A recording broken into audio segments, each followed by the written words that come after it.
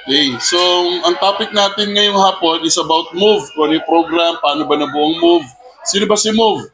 Bakit ba kami advocate ng gender-based violence? Advocate kami ng child rights protection, mga child abuse, and mostly, ang number one talaga yung advocate namin is yung violence against women. Kaya yung MOVE, yung spelling ng MOVE na M-O-V-E, ibig sabihin, men oppose, yung letter V nun actually violence against women. Wow. So actually yun yung meaning nun. Kaya siya tinawag na MOVE. So yung nakita nyo ngayon sa slide, ito yung logo na ginagamit namin sa Olongapo. Yung nasa baba, yan po yung MOVE na nakikita nyo maliit na kulay pula, yan yung logo naman ng MOVE National. And then we have the Philippine Commission on Women kasi nga yung MOVE ay under ng Philippine Commission on Women.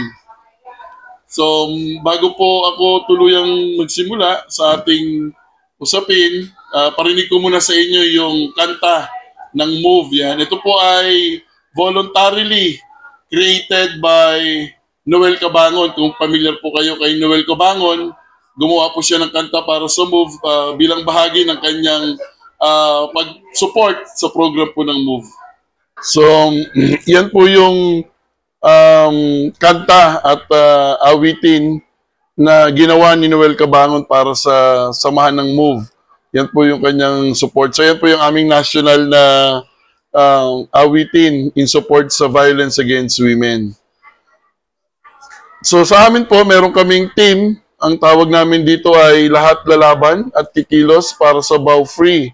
So yung salitang lalaki, nilagyan namin siya ng bawat salita. Kaya kung mapapansin nyo dyan sa presentation, ang nakalagay dyan, naka-highlight yung lalaki. Pero yan yung Lahat Lalaban, Kikilos para sa Bausi, Free Olongapo. Yan yung aming mantra dito sa aming lugar. Kasi ang paniniwala namin sa MOVE, hindi pwedeng babae lang ang nakikipaglaban, hindi pwedeng lalaki lang. Dapat lahat, pati kabataan, dapat turuan sila kung paano respetuhin ng isang babae o yung tinatawag namin na gender-based respect. Hindi natin pinag-uusapan kung lalaki o babae, kung ano man yung kasarian, basta lahat dapat nakakatanggap ng respeto. So, ito po yung aming Facebook page sa aming lugar. Kung sakaling gusto nyo pong i-follow, i-like, para po malaman yung mga program namin dito. Yan po yung aming Facebook page ng MOVE namin dito sa aming lugar. Now, lahat tayo familiar dito sa picture na to. Pwede pong mag-comment ng yes sa ating text box kung lahat kayo familiar sa kwento na to, ni Malakas at ni Maganda. Pwede po bang mag-comment sa ating chat kung kayo po ay familiar sa kwento na yan? Okay, sige, continue natin. So si Malakas at si Magandang kwento, dito tayo lumaki. Ito yung pinaalam sa atin na pag lalaki ka, ikaw ay malakas, pag babae ka, ikaw ay maganda. Diyan tayo pinalaki na ang babae walang lakas, meron lang silang ganda. So itong kwento ni Malakas at ni Maganda, ito yung patriarchal situation na meron tayo sa kalalakihan dito sa ating bansa, specifically sa ating bansa. Pero pipilitin kong baguhin ang inyong mindset, lalo na kung may mga kalalakihan na nakikinig ngayon, na pag sinabing malakas, tinutukoy din natin ang babae, hindi lang ang lalaki.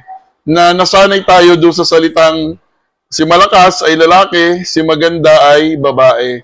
So, let's try our best, lalo na ako, na baguhin ang inyong pananaw. Yan, na dapat ang babae, kinikilala rin natin na malakas.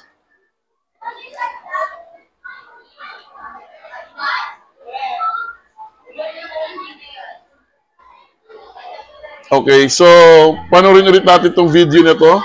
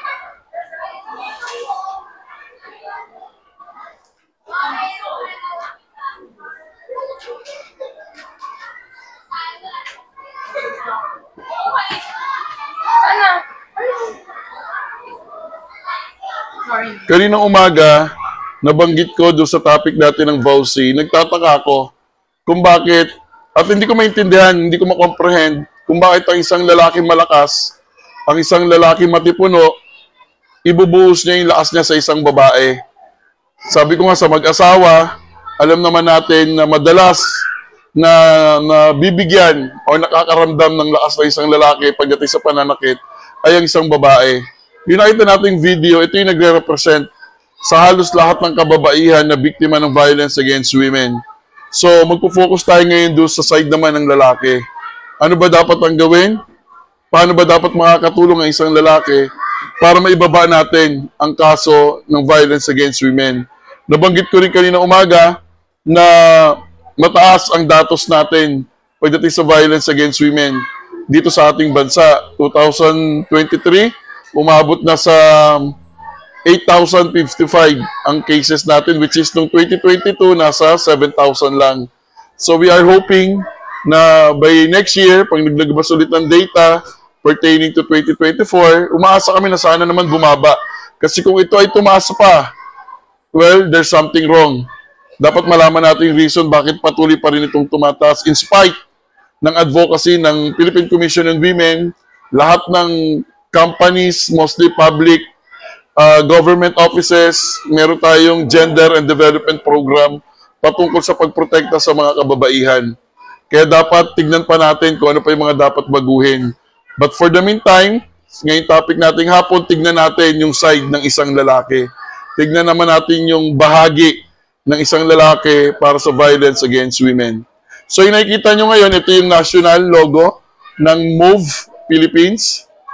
And then ito yung kwento behind bakit ba nabuo ang MOVE. So nung 2006, nung National Commission on the Role of Filipino Women pa lang ang pangalan, napalitan na ito ngayon ng Philippine Commission on Women or PCW ng tawag, sila yung nag-organize ng MOVE. Bakit? Naisip kasi ng PCW na since mga lalaki palagi ang perpetrator sa pananakit sa mga babae at mga bata, bakit hindi natin sila gawing katuwang sa isang programa na kung saan sila mismo ang maikipaglaban at mag-a-advocate to stop violence against women and children as well. So, kaya noong 2006, binuo ng Philippine Commission on Women with the assistance ng DSWD ang Men Opposed to Violence. So, ang MOVE ay isang movement ng mga lalaki na committed na maging active para ma-eliminate ang violence against women. Kanina umaga nabanggit ko sa inyo yung AYAC, VAUSI. Ito yung resolution na binaba nila ng AYAC VAUSI Resolution number 1 under PCW. Itong resolution na to ang nagbibigay ng kahalagahan sa mga programa ng MOVE. So, ibig sabihin, halimbawa, sa Pag-ibig Fund, pwedeng yung mga lalaki sa inyo, pwede silang bumuo ng MOVE activity na kung saan mas lalong magpapatibay sa pagbibigay ng respeto sa mga kababaihan. Lalo na yung RA 11313 na gagawing programa ng inyong MOVE. So pwede po magtayo ng MOVE ang inyong sariling department na composing ng mga lalaki. Pwede po silang bumuo, pwede po kayo mag-invite ng MOVE speakers para ma-orient ang mga lalaki at kung paano nila iraran yung program ng MOVE. Kasi as I mentioned kayo na umaga, habang dumadami ang mga lalaki nakabahagi ng MOVE, paunti ng paunti ang mga babaeng nasasaktan at nahihirapan at nagiging bahagi ng violence. So dito sa AYAC VAUSI, ang mga pumirma rito, yung pinakita ko sa inyo kayo na umaga, ito yung actual signatures nila, yung mga department heads ng national department natin. So ito yung mga pirma nila, kasama rito ang DILG, kasama ang Department of Justice, ang DepEd, ang PCW, Civil Service Commission, ang Department of Health, ang NBI, ang Council for Women and Children, and yung DOLE. Kasama rin dito yung DSWD, sila ang nag-spearhead, and ito yung nagbibigay ng mandate sa MOVE at nagbibigay ng initiative kung ano yung gagawin nila at saka kung saan sila kukuha ng program. So, sinasabi rito sa resolution na to, na pag ang program ng MOVE ay may kinalaman sa violence against women or VAUSI, ang budget dapat gagamitin sa GAD budget, kukunin no, sa Gender and Development Budget. So halimbawa, ang Pag-ibig Fund, nagbuo kayo na sarili nyong move sa inyong opisina or sa inyong department, tapos yung gagawin nilang program may kinalaman sa violence against women, pwedeng yung budget ng GAD gamitin doon sa program na yon. Yun yung sinasabi dito sa AYAC Voucher Resolution number 1. At nagkaroon naman na ng memorandum. Naglabas na ng memorandum ang Philippine Commission on Women, ang NEDA, ang DBM. Nagkaroon sila ng joint circular, itong joint circular number 2012-01, at inilabas ito ng PCW bilang Memorandum Circular 2018-05 na yung budget sa GAD, walang problema sa auditing basta gagamitin siya sa VAUSI, program. Kaya ito yung sinasabi rito sa AYAC Voucher Resolution. At hinighlight dito ang kahalagahan din ng MOVE to recognize at ma-recognize sila sa mga GAD programs natin. Kaya mas malaki ang chance na ma-approve din ang GAD program nyo pag yung mga lalaki involved do sa program.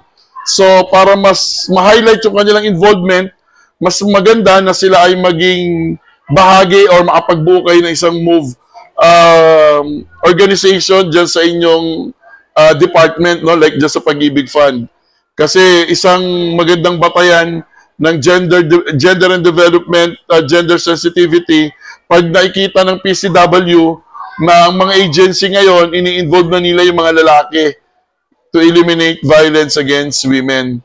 So yun lang naman yung pinaka-highlight dito sa AYAC Voucher Resolution number 1, at ito yung ginagamit namin every time na kumakausap kami at pumupunta kami sa mga government.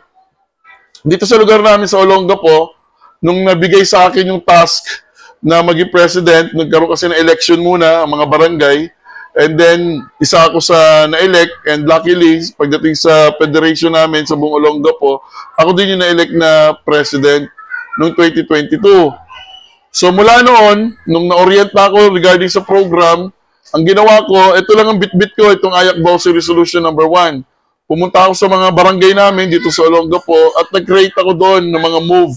Noong una, hesitant yung mga kapitan, di nila sa kukunin yung budget, pang merienda, sa orientation, yung mga ibang gagamitin during the orientation.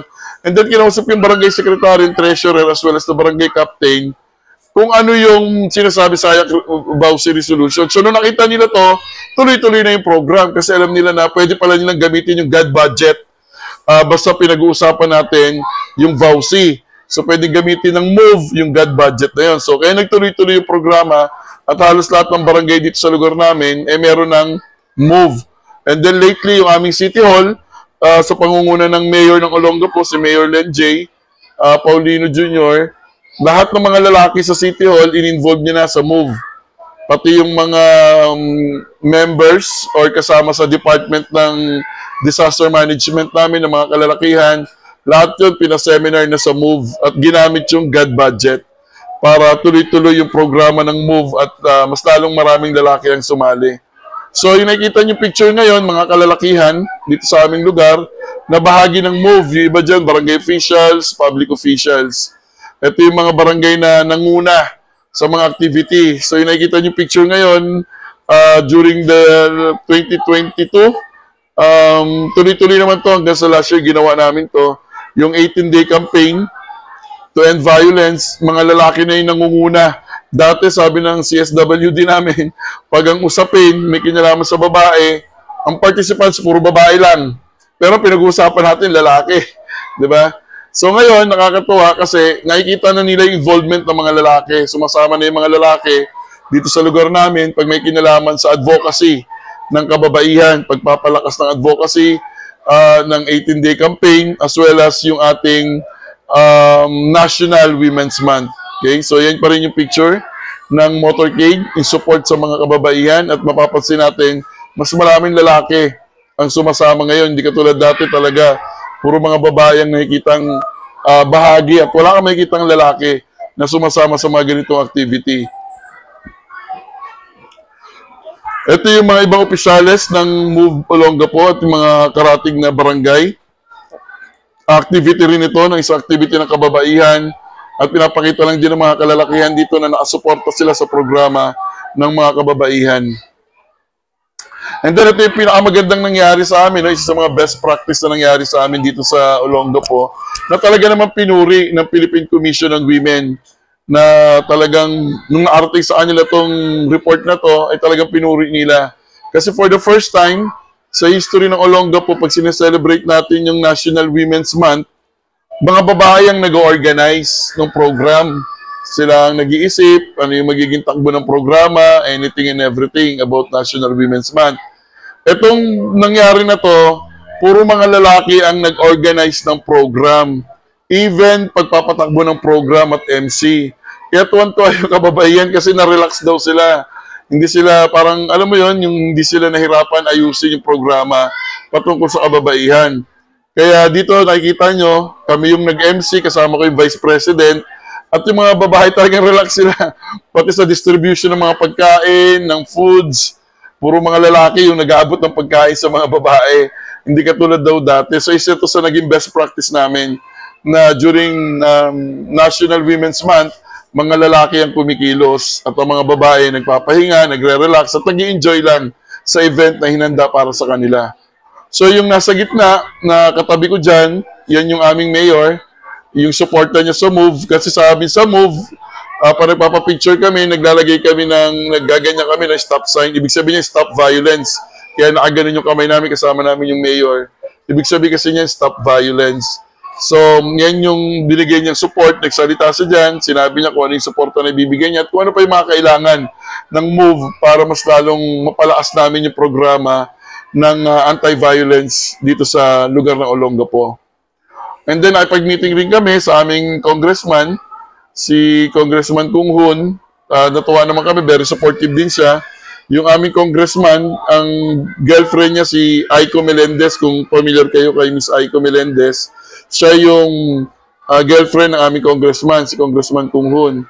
So, nagbigay rin siya ng suporta rito at sinabi niya rin na kung ano man yung kailangan pa para mas mapalakas yung program, mag-letter lang kami sa kanya. Very supportive din yung aming congressman. So, medyo seryosohin natin ang usapin kasi itong next slide na nakikita nyo, ito na yung magpapatunay sa mga pinagdadaanan ng kababaihan dahil sa mga lalaki. So, mula nung pandemic, alam naman natin, nung pandemic ng 2019, 2020, tumaas talaga yung violence against women and children. Ang daming reported ng pananakit sa mga babae, lalo na sa mga bata. Lalo na yung sexual harassment, gender-based violence sa loob ng tahanan. Kasi nga, bawal tayong lumabas. So, mas tumaas, nag-skyrocket yung violence during that time. Kaya makikita nyo dito, 45% ng mga babae nag-report na sila ay naabuso sa loob ng tahanan. Napakataas na datos ang 45% ng kababaihan natin sa buong Pilipinas na nag-report. Doon sa 45% na yon, ibig sabihin, 7 sa 10 babae, sila ay na-abuse verbal, physical abuse ng kanilang mga partner. And then 6 to 10, nakaranas ng sexual harassment. Okay, yung iba sa public spaces pa. Okay? At masyadong tumaas. Ito yung report na galing sa United Nations on Women noong 2021. Now, the National Demographic Health Survey noong 2017, nirelease ng Philippine Statistic Authority na isa sa 4 na Pilipinong babae, ang edad ay 15 to 49, naka-experience na ng physical, emotional, sexual violence mula sa kanilang partners o sa kanilang asawa. So napakataas, isipin mo, sa 4 na babae, isa doon, nakaranas na. Ang edad ay 15 to 49. Okay? Ng violence sa kanilang kinakasama o sa kanilang mismong asawa. Violence against women is pervasive social problem not just in the Philippines, sa buong mundo. At patuloy na nilalabanan ito ng United Nations at patuloy na in-encourage ng United Nations na maglabas ng programa ang mga gobyerno para tuluyang labanan ito. Kaya nagkaroon tayo ng 18-day campaign, mas pinaigting yung programa pagdating sa gender and development. Dapat ma-justify mo yung seminar mo ng gender and development, na dapat kung gagamitin mo yung 5% ng God mo, dapat talaga may kinalaman siya sa violence against women.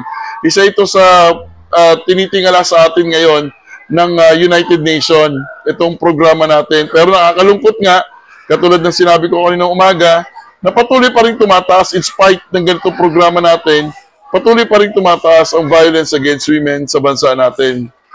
Noong 2022, National Demographic and Health Survey na nirelease ng Philippine Statistics Authority, isa sa 5 babae nakaka-experience ng violence pertaining to emotion, physical, sexual. Okay? At lahat ng ito, ang perpetrator, lalaki. At lahat ng ito, ang perpetrator, kung di asawa, kinakasama. So ito yung binanggit ko rin kayo na umaga, noong 2023, 8,055 cases ang na-file na kaso ng pananakit. Knowing na marami pa tayong unreported cases, yung mga hindi na nagre-report. Sunaktan, binugbog sa bahay, pero hindi na nagreklamo kasi natakot sa asawa. So mataas masyado ito. Kasi nga marami pa tayong unreported. So siguro kung talagang lahat reported, most likely mag-skyrocket itong datos na to na nagsasabi na ganito kataas ang violence sa lugar natin or dito sa ating bansa. So, ang number 1 perpetrator, as I mentioned, intimate partner violence. Mga lalaki na kasama natin sa bahay. Ang intimate partner violence is one of the most common forms of violence against women and includes physical, sexual, emotional abuse, and controlling behaviors by the intimate partners. So, mga asawa, mga kinakasama, sila yung number 1 na dahilan kung bakit nakakaranas ng gender-based violence or violence against women ang mga kababaihan. Sabi rito sa presentation na nakikita nyo ngayon, ang mga common na violence na nararanasan ng isang babae mula sa kanyang partner o mula sa kanyang asawa ay yung tinatawag natin na una, physical violence. Ito nga yung pananakit, sampal, suntok, sipa.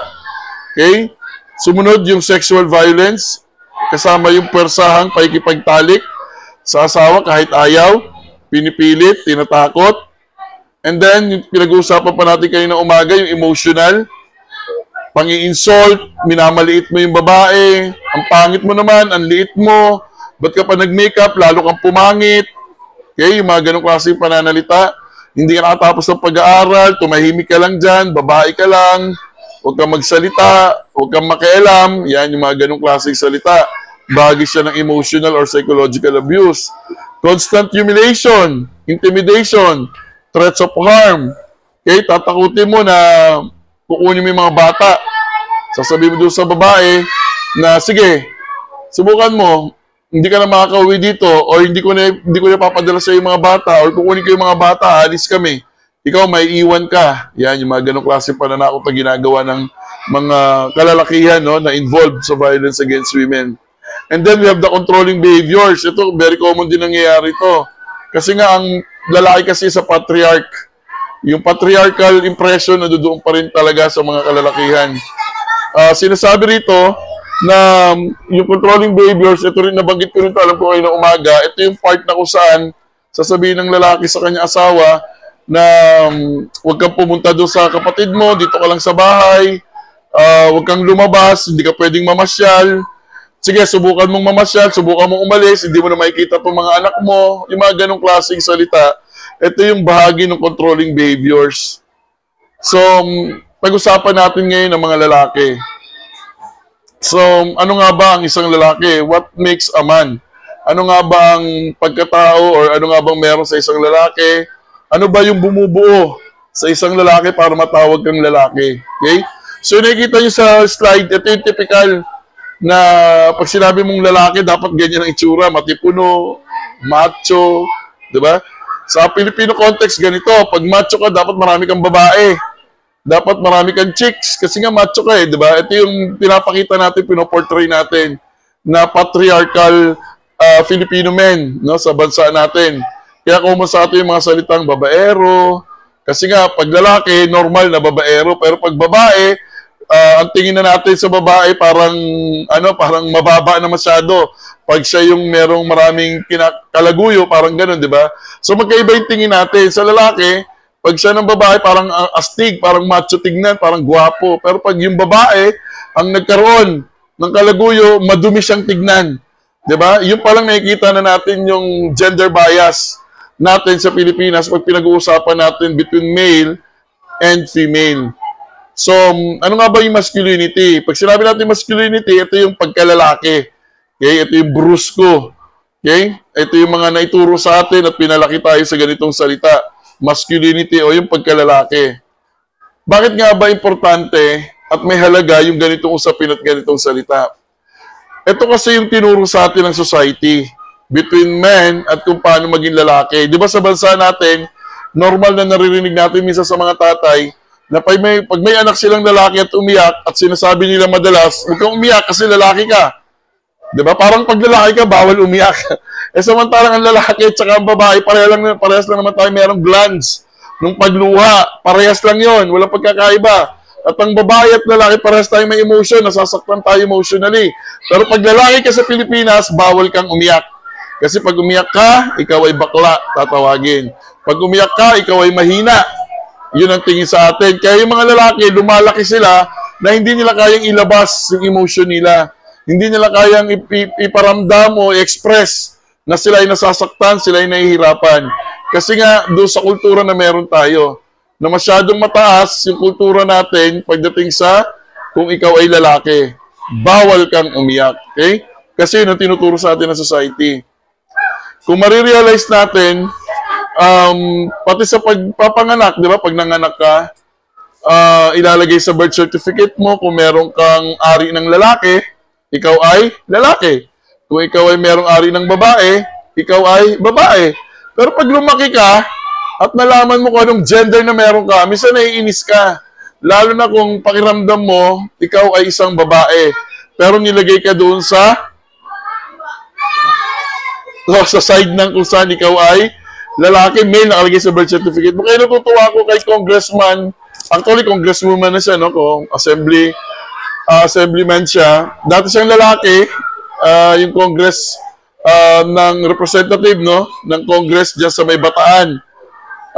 Dati siyang lalaki, ang ginawa niya, nung pumunta siya sa ibang bansa, kasi talagang ang nararamdaman niya, babae.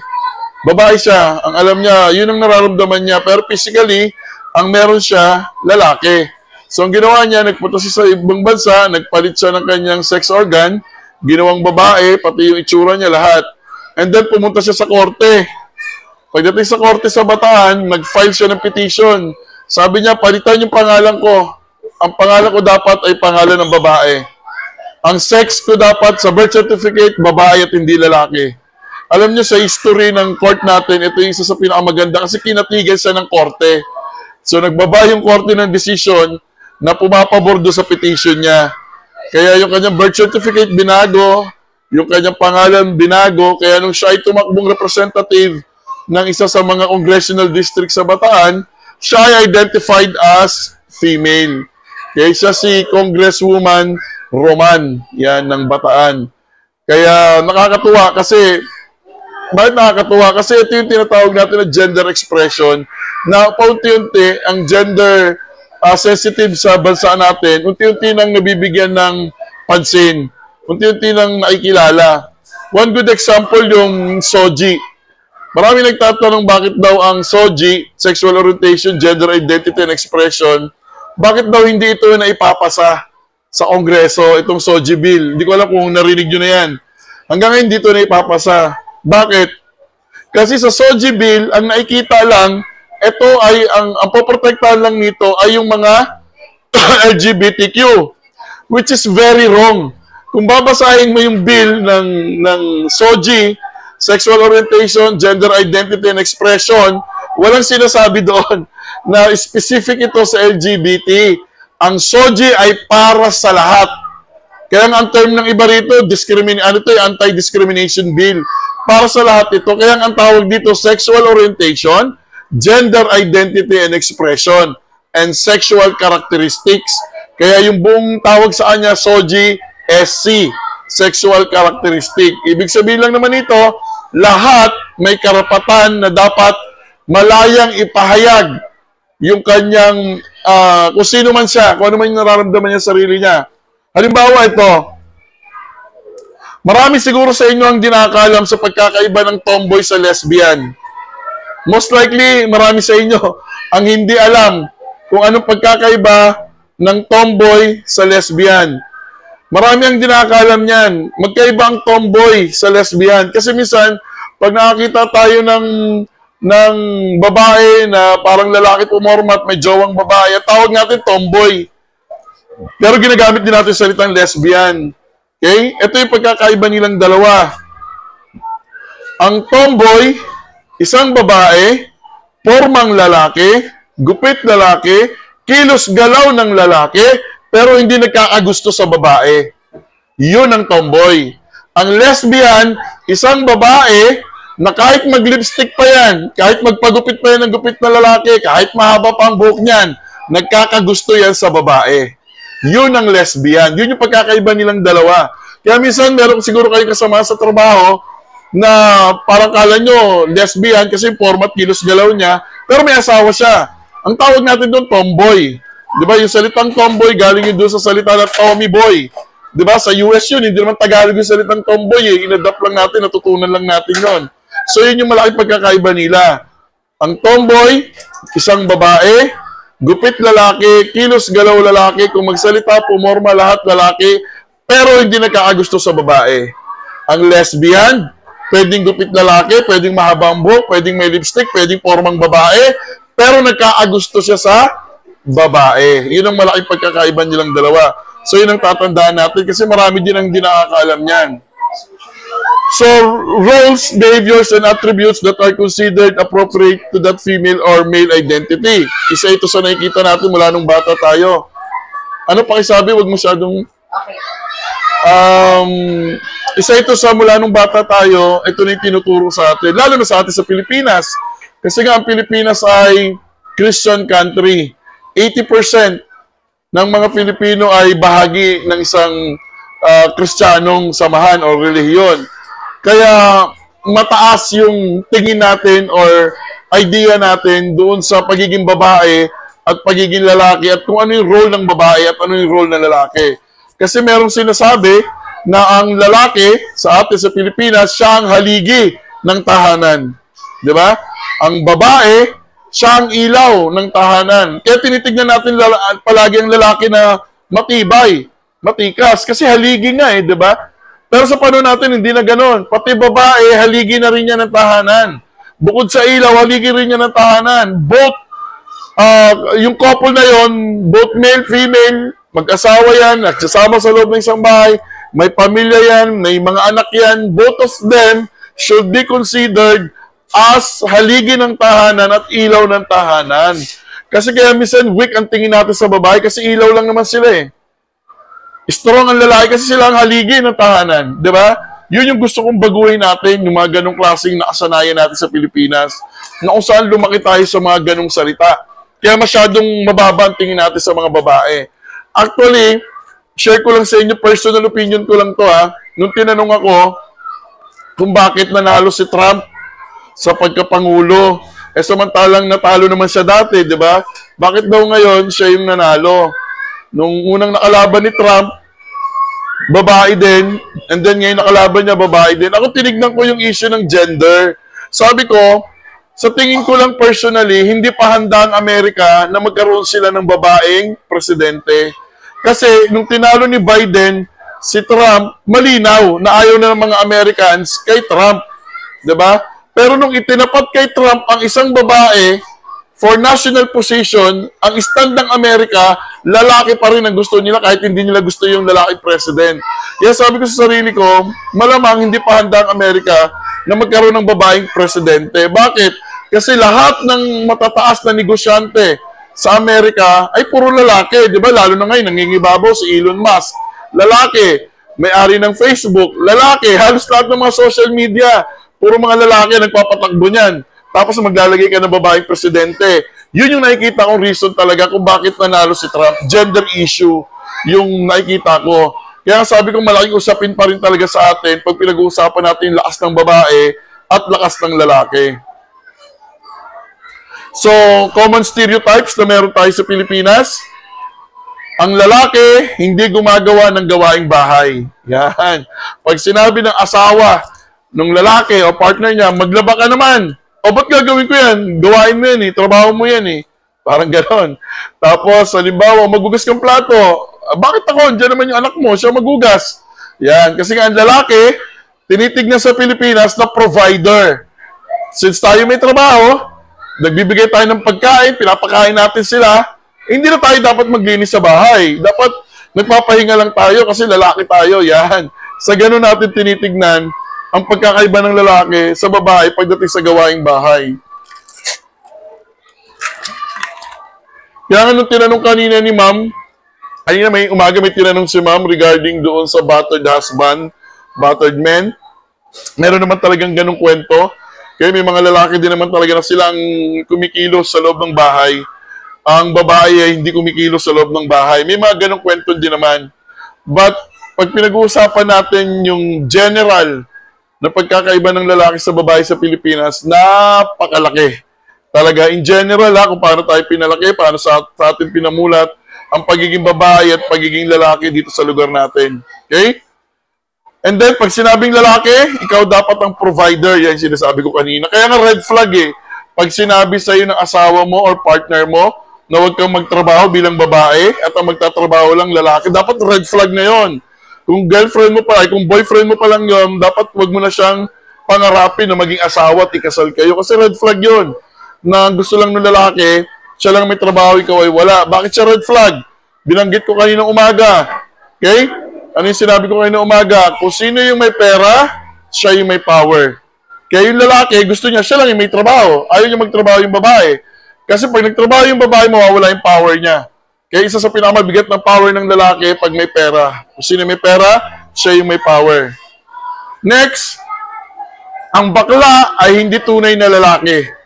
Yan, isa sa mga parang pinalaki tayo. Di ba? Yung nabanggit ko nga sa inyo kanina, pag umiyak ang bata, ba't kayo iyak? Bakla ka ba? Isa ito sa common stereotypes na meron tayo sa Pilipinas. Ang isang bakla ay hindi tunay na lalaki.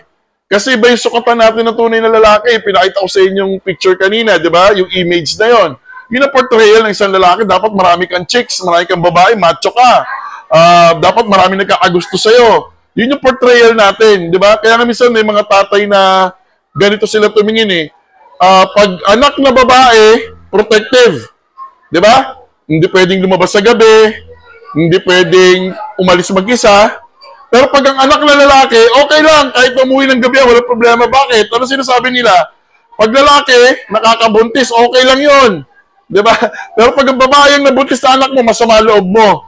Di ba? Sa ganun natin tinitignan yung pagkakaiba na tingin natin between sa anak nating babae at sa anak nating lalaki. Okay? Kasi yung pinalaki tayo sa ganun, sa ganung klaseng pananaw, ayoko siyang tawaging kultura kasi nga, in-inject lang naman sa mind natin yun eh. Base sa kung anong klaseng pamilya or kung anong klaseng environment lumaki ang kalalakihan o kung sino man yung lalaki na yon, no, sa isang pamilya. And then, straight guys should not have gay friends. Yan. Pag lalaki daw ang anak mo, huwag mo hayaan na magkaroon siya ng kaibigan na bakla. Kasi magiging bakla din daw yung anak mo. Kasi ang pagiging bakla daw ay nakakahawa. Isa sa pinakamalaking kalokohan. Kaya isa sa pinakamalaking kalokohan na naituro sa atin habang lumalaki tayo. Alam nyo yung LGBTQI+, kasi ako paniniwala ko personally, ang mundo natin, hindi black and white, hindi araw o gabi. Ang mundo natin ay isang rainbow, punong-puno ng kulay. Kung ito ang nakikita mo sa buhay na meron ka, then naiintindihan mo kung ano yung buhay na meron sa mundo natin. Pero kung nakikita mo mundo, it's about black and white, then there's something wrong. Kung paano mo nauunawaan ang buhay na meron ka. Kahit nung unang panahon, mag-research kayo, alamin nyo yung between lalaki and babae nung unang panahon, meron ng bakla, meron ng tomboy. Look at Joan of Arc, di ba? Isa pa siyang santa, di ba? But look at Joan of Arc, di ba? Maraming, sa history natin, marami kang matitrace na mga gay, na mga lesbian, na hindi lang masyadong kinikilala kasi bawal lumadlad. Nung pinanood ko yung Vikings na pelikula, actually series siya, no, mapapanood niyo siya sa Netflix. Grabe, during that Vikings, mga macho yun, ha, pumapatay yun, nagko-conquer sila ng mga territories, pero ang katabi nila sa pagtulog, lalaki. Diba? Gay, may gay na nung panahon na yun. Hindi lang kinikilala. Okay? Hindi lang, bawal lang kasi, wala pang ganung salita. Ang bakla, ang tomboy, ang LGBT, and the rest ng mga yan, meron na yan noon pa. Hindi yan bago ngayon. Kaya lang sila mas marami ngayon kasi mas tinatanggap sila. Mas kinikilala na sila. Mas nauunawaan na sila. Kaya yung mga nagsasabi na parang, actually, dumadami ng mga bakla ngayon. Actually, dumadami nga yung mga lesbian, mga tomboy ngayon. Kalokohan! Noon pa meron na yan. Bawal lang kasi maging tomboy sa pamilya. Dapat magpalda ka. Huwag kang magpapantalon kasi babae ka. Dapat magkaroon ka ng asawa kasi babae ka. Sa ganun tayo namulat. At isa sa mga dahilan, by the way, ng mga relationship na hindi tumatagal. Mag-asawang naghihiwalay. Kasi talagang hindi siya para sa pag-aasawa. Ay hindi niya gusto maging partner ng lalaki, hindi niya gusto maging partner ng babae. Kasi nga alam niya for a fact, iba yung gender niya. Kaso during those days, wala pang salitang gender. During those days, wala pang salitang LGBTQI+. During those days, hindi pa natin pinag-uusapan ng gender sensitivity. Kaya walang alam yung mga tao na yun, saan sila kakapit, saan sila papanig, sinong susuporta sa kanila, sinong magtitiwala sa kanila. Kasi ultimo magulang nila, hindi sila naiintindihan kung ano yung nararamdaman nila. Minsan meron ako na experience sa isang school teacher pa ako that time, sa isang high school. Pag pasok ko sa gate, nakasara yung gate, at nakita ko may mga estudyante sa labas, ayaw papasukin. So, tinanong ko yung guard, bakit ayaw papasukin? Ang sagot ng guard, sabi po kasi ng principal, magdamit sila ng maayos. Di tinanong ko yung guard, sabi ko, anong damit maayos? Nakadamit naman ng maayos. Hindi sir, itong mga babae na to, mga tomboy to dapat magpalda, sabi ni ma'am kasi babae sila.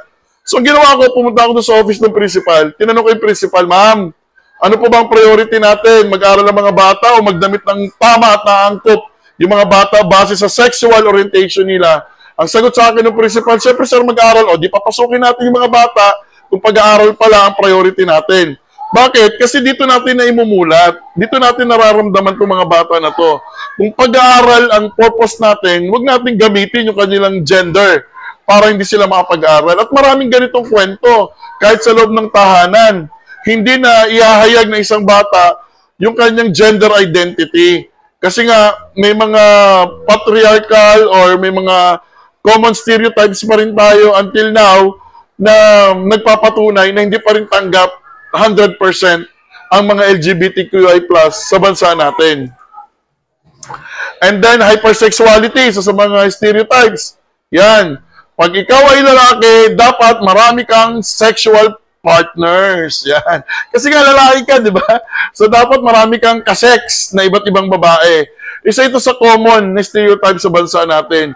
At minsan, isa ito sa ginagamit na dahilan ng lalaki. Nasasabihin niya, natukso lang ako, kaya ako pinatulan, sorry, sasabihin sa asawa niya. Pero kalokohan yon kasi walang salitang natukso. Kasi pag ginawa mo, decision yun Di ba? Decision yun na nakipag-sex ka kahit may asawa ka. Decision yun. Huwag mo sasabihin na natukso ka lang. There's no such thing as natukso kasi meron kang choice. May choice ka na makipag-sex sa babae na yon o hindi. At yung choice na yon ang end result ng decision. Nung pinili mo makipag-sex, kahit alam mo may pamilya ka na, decision yun. Kaya hindi ako naniniwala doon sa natukso lang ako. Walang gano'n, kalokohan yon. Okay, sasabihin nyo, mahal, pasensya ka na mahal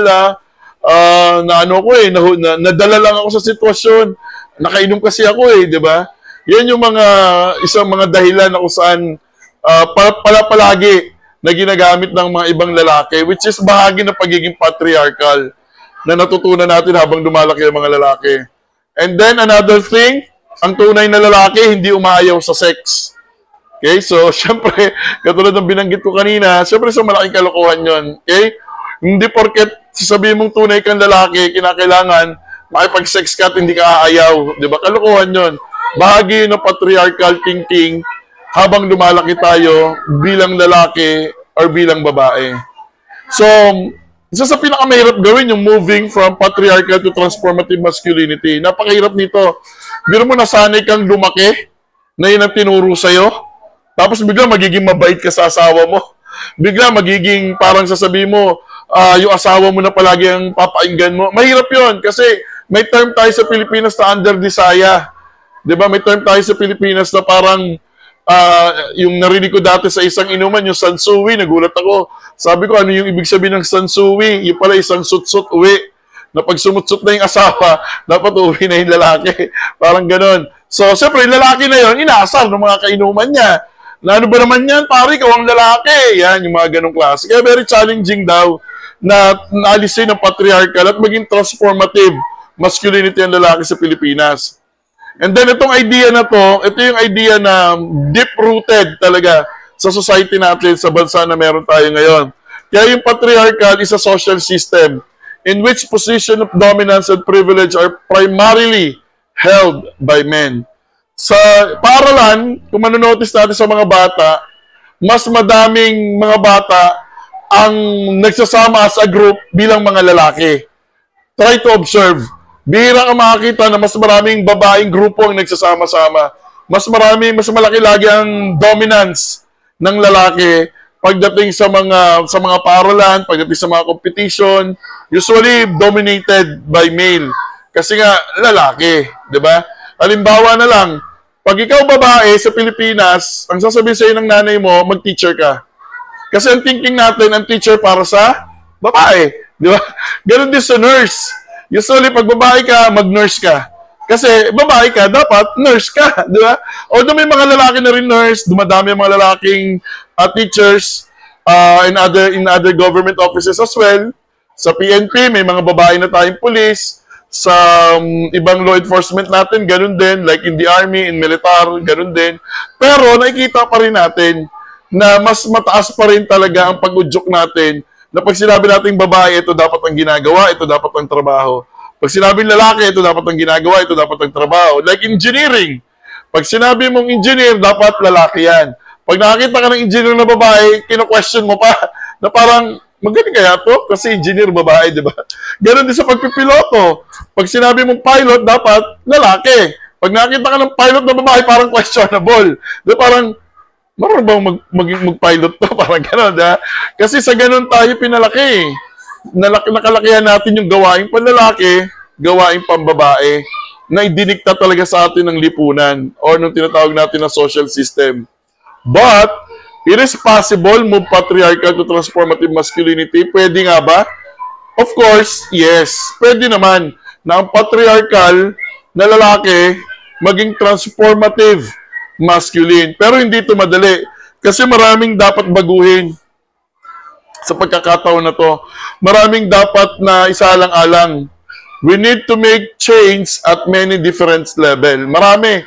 Kaya nga dapat, dapat gusto mong mangyari. Hindi pwedeng pinipilit ka. Kaya kung ang tanong, sir, pwede ba magbago ang lalaki? Hindi siya magbabago, lalaki pa rin siya. Ang babaguhin natin, mindset. Wala tayong babaguhin sa pagkatao niya kung paano lang siya mag-isip. Paano niya tinitignan yung mga bagay between babae at lalaki. Mindset ang babaguhin natin. Rewiring. Minsan meron ako inatin na webinar na gusto ko yung term na rewiring, mind rewiring. Nung una, nung tinitignan ko yun at iniisip ko yung salitang rewiring, ano kaya yun? Nire-rewire yung mga utak o yung ugat? Hindi pala, yung mindset, okay? I-rewire natin kung paano yung natutunan natin nung bata tayo, baguhin natin kung ano yung itinuro sa atin, base na ngayon sa panahon natin, kung ano yung dapat na ginagawa at kinikilos na isang lalaki. So, sabi niya nga rito sa picture, we can do this. Kaya naman natin magbago, di ba? Siguro na sinabi ko sa kanyo kanina, choice. After the choice, you made the decision. Ang importante, meron kang choice. Hindi ka pinilit, ginusto mo magbago.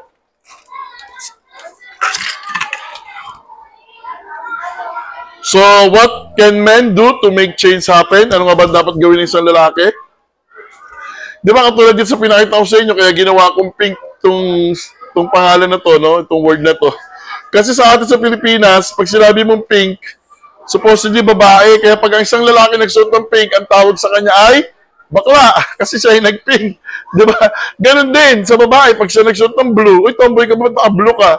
Di ba? Nagkaroon tayo ng column, okay? Pagkakahon, pati sa mga kulay, inililink natin ang kulay sa isang lalaki or sa pagiging babae, which is talagang very challenging na baguhin sa kultura or kung paano tayo pinalaki dito sa Pilipinas. Challenging patriarchal masculinities involve fostering social change and transforming mindset. Ito yung sinasabi ko kanina. Kinakailangan baguhin din natin yung tingin ng society. Baguhin din natin yung mindset natin. Ako, paniniwala ko personally, magsimula ito sa loob ng tahanan, sa loob ng pamilya. Very challenging ngayon, sabi ko nga sa inyo kanina umaga, very challenging magtayo ng pamilya sa panahon natin. Pero lahat ng pagbabago sa society, nagsisimula dapat yan sa loob ng pamilya. Hindi dapat yan magsisimula sa labas ng pamilya. Dapat paglabas ng bata sa pamilya, dapat ready na siya doon sa pananaw na kung saan ito ay gender fair. Okay? Hindi dapat siya nakakahon doon sa idea na pag nakakita ka ng ganito, ang tawag mo dyan bakla. Pag nakakita ka ng ganito, ang tawag mo dyan tomboy. Dapat hindi tayo ganon. Dapat hindi natin iniisip yung mga bagay na kung saan nagiging bahagi ito ng gender bias. Nagiging bahagi ito ng hindi pagkapantay-pantay na tingin between sa babae at sa lalaki. Diba? Isa sa maganda example pa ito eh.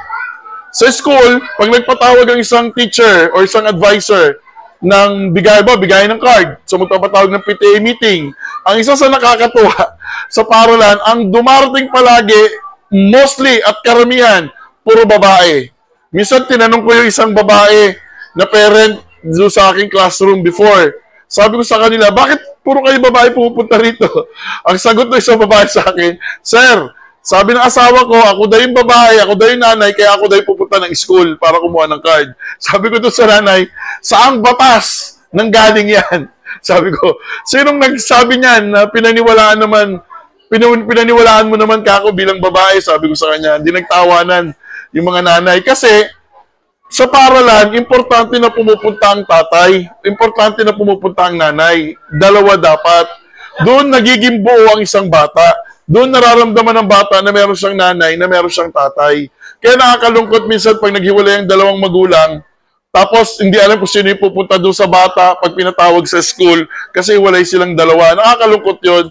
Lalo na pag tinanong mo yung bata, sino pupunta? Si mama mo, si papa? Tapos sasagot ng bata, hindi ko po alam. Nakakalungkot yun. Nagkakaroon ng emotional and psychological effect yun sa bata. Hindi nagkakaroon ng pantay na pananaw pagdating sa pagmamahal mula sa kanyang mga magulang. And then, ito yung unang-unang gagawin natin. So sa kalalakihan, ang unang gagawin natin, sa sarili mo muna.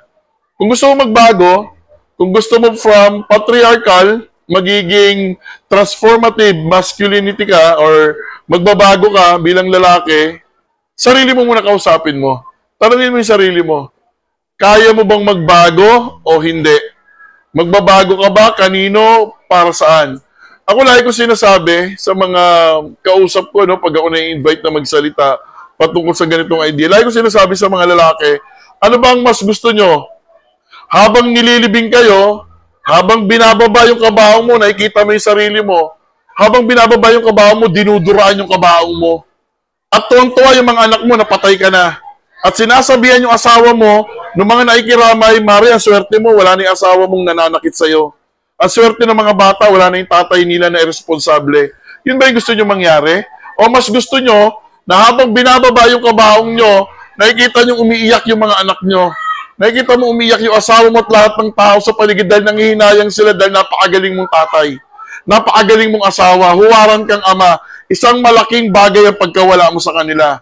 At bilang lalaki, it's your choice. At the end of the day, ano bang gusto mo sa dalawa? It's your choice and then you decide. Kausapin mo muna yung sarili mo. Kung gusto mo talaga magbago o hindi. Ano bang klaseng lalaki? Ano bang klaseng masculinity o pagkalalaki ang gusto mo? Gusto mo bang manatili sa ganyang sitwasyon na sarado ang utak? Na iba ang thinking mo between babae o lalaki? O gusto mo magbigay ng respeto? Gusto mo nang magbago ka na talaga at unawain yung pagkakaiba yung dalawang mag-asawa? Tandaan natin, ang babae, we need to accept na ang babae, iba mag-isip. Ang lalaki, iba mag-isip. Bakit nag-aaway ang babae at lalaki madalas? Bakit ba nag-aaway ng pagtatalo ang babae at lalaki o mag-asawa madalas? Simple lang sagot. Ang lalaki, general, mag-isip. Ang babae, specific. Doon nagtatalo. Ano ibig ko sabihin? Ang lalaki, pag tinanong mo yung lalaki, saan ka nang galing? Kay kumpare. Gusto natin, tapos na yung usapan. Ang babae specific. Gusto niya pang malaman, kanino kumpare? Saang lugar kayo nakita ni kumpare? Nakikita niyo yung ganun pagkakaiba? Ganun mag-isip ang babae specific. Ang lalaki, general tayo. Kaya doon tayo nagkakaroon ng clash. Anong problema natin doon? Hindi natin iniintindi yung asawa nating babae kung paano rin sila mag-isip.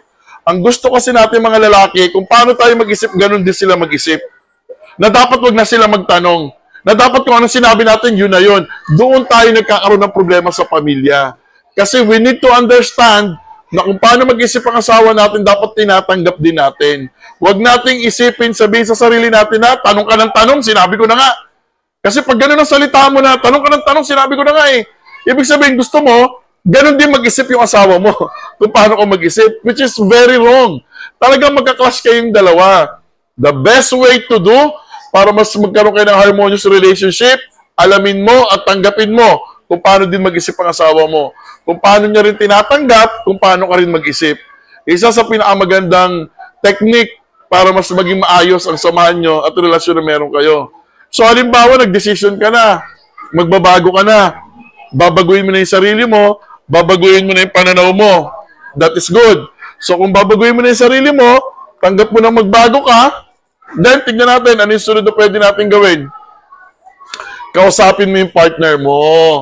So, tapos na yung sarili mo, nag-decision ka na, magbabago na ako, gusto ko na talaga maging transformative, masculine, yan. So, gusto mo ng rumespeto sa asawa mo. Ito yung susunod mong gagawin. Kausapin mo yung asawa mo. Mag-usap kayong dalawang mag-asawa. Alam nyo ako, personally, hindi ako naniniwala doon sa sinatawag natin na fall out of love. Hindi na kita mahal. Nawala na yung pagmamahal kasi kalokohan yon. Ang pagmamahal hindi nawawala yan. Unless from the very start, hindi mo naman talaga siya mahal. Diba? Halimbawa, ba't ko nasabing hindi nawawala? Kasi maraming tao ang nagsasabi, pag naghiwalay sila mag-asawa, naiinis sila at umiiyak sila. At sinasabi nila kasi minahal ko pa eh. Diba? Tandaan natin na ang pagmamahal, walang kinalaman niya sa pain. Walang kinalaman niya doon sa sakit. Wala kasi ang pagmamahal masarap sa pakiramdam. Joy, happiness ang naidudulot ng pagmamahal. Kaya genuine yan. Kaya totoo yan. Hindi yan marunong magpaiyak. Hindi marunong magbigay ng sakit sa damdamin ng pagmamahal. Kasi love nga yan eh. Diba? Joy ang ibinibigay niya sa'yo. Happiness ang ibinibigay niya sa'yo. Kaya kung sasabihin ng partner mo na hindi ka na niya mahal, kaya may mahal na siyang iba, isang malaking kalokohan. Kasi pag sinabi niyang may mahal na siyang iba at hindi ka na niya mahal, in the first place, hindi ka talaga niya minahal. Nung una pa man, hindi ka niya minahal. Okay? Kasi walang ganon. Nasasabihin mo sa isang tao, mahal mo siya, tapos nawala, mahal mo na naman itong kabilang babae.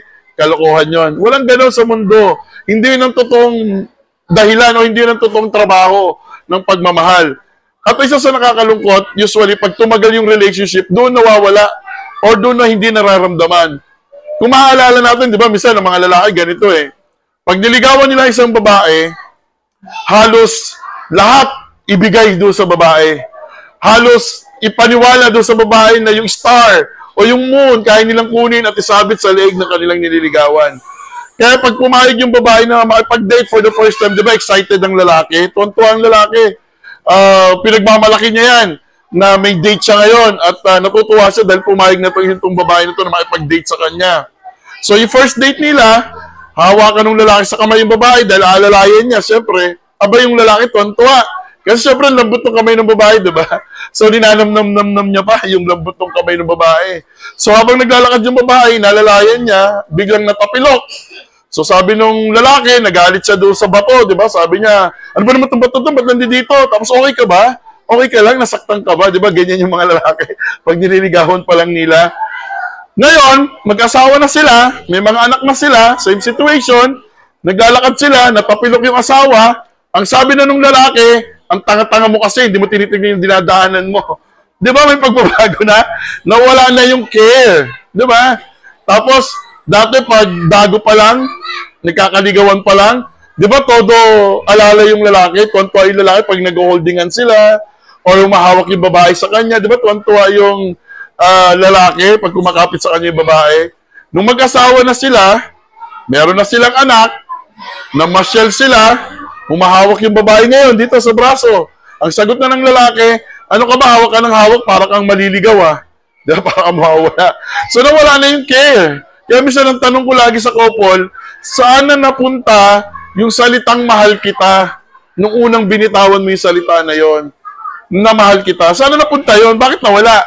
Eh, nagkaroon na nga kayo ng anak. Di ba nga, dapat mas lalong nag-grow yung love? Di ba nga, dapat mas lalong nag-explore yung pagmamahalan yung dalawa? Kasi nga nagkaroon na ng bunga yung inyong pagmamahalan. Pero bakit siya nawala? Bakit nauwi siya sa pananakit? Bakit nauwi siya sa pagsigaw? Bakit nauwi siya sa pagwalang respeto sa babae? Bakit nauwi siya doon sa mga bagay na kung saan parang hindi mo nakilala yung misang taong sinabihan mo na mahal mo siya? Saan na napunta yon? Diba? So, kausapin mo, yun ang pangalawang gagawin mo. Kung gusto mo magbago, kausapin mo yung asawa mo. Aminin mo yung mali mo. Ano yung gusto mo baguhin sa sarili mo? Kung palagi kang umiinom, lagi kang nauhuli ng babae, lagi kang may kachat, baguhin mo. Ibahin mo. Sabihin mo sa kanya kung ano yung mga gusto mong baguhin. Kasi ngayon, because of social media, mas isa daw to sa dahilan ng mga broken family, yung social media. Kasi nga, maraming lalaki na pag may nakita silang picture, video na sexy sa mga phone, palagi na nilang tinitignan. At yun daw yung misa nagiging dahilan para nawawala yung kanilang nararamdaman sa kanilang asawa. So nakakalungkot, no? Pero may mga ganung pag-aaral ngayon na tinitignan itong bagay na to na ng social media na nagiging bahagi ng broken family, na naghahanap itong lalaki nung katulad na kaseksyan na nakita niya doon sa cellphone, na nahuhumaling siya sa ganon. So nakakalungkot. May mga kwento rin naman na may mga ganito rin naman sa babae, in fairness, no? Pero mas marami pa rin kasi ang datos na ang gumagawa nito mga lalaki pa rin. So pagkatapos yung mag-usap mag-asawa, openly, sabihin mo sa kanya magbabago ka na, anong susunod mong kakausapin? O sino susunod mong kakausapin? Sunod mong kausapin yung anak mo or mga anak mo. Kasi sila yung nakakasaksi sa ginagawa niyo mag-asawa, lalo na kung nag-aaway kayo. Kausapin mo yung anak mo, lalo na kung yung anak mo madalas mo sinasaktan. Alam niyo, nalulungkot ako kasi mataas din ang datos natin sa pang-aabuso ng mga magulang sa kanilang mga anak. May mga datos tayo ngayon na nagsasabi na may mga babae o mga kabataan na babae na nagiging biktima sila mismo sa loob ng bahay nila ng sexual harassment. And may mga reklamo, may mga reported sa mga police station natin na mga tatay minsan ang perpetrator or kamag-anak ang perpetrator natin pagdating sa ganito. Ito yung pinaka-worst na pwede mong gawin sa anak mo, lalo na pag pinag-uusapan natin ng gender-based sexual harassment. Nakakalungkot yung mga ganitong bagay at ito yung mga bagay na pwedeng makasira sa pamilya na meron ka. So, kausapin mo yung anak mo, kung minsan nasaktan mo siya, nabugbog mo, nasampal mo, namura mo dahil sa init ng ulo. Baguhin mo yung sarili mo, paalam mo sa anak mo kung dahil gusto mo magbago. Bakit importante itong mga to? Asawa, anak. Kasi kayo yung pamilya. Huwag kang mahiya. Ang lalaki kasi minsan takot ibaba yung ego. Takot ibaba yung pride. Kasi nga masculine, di ba? Patriarchal Takot ibaba yung pride. Yung pagiging dominant ng lalaki, yan ang pinakamabigat na kalaban ng lalaki. Na ibaba niya yung pagiging dominant niya. Na dapat nilevel siya sa anak niya, nilevel siya sa asawa niya. Bihira sa kalalakihan. Meron, pero bihira sa mga kalalakihan na kaya nilang ibaba yung ego.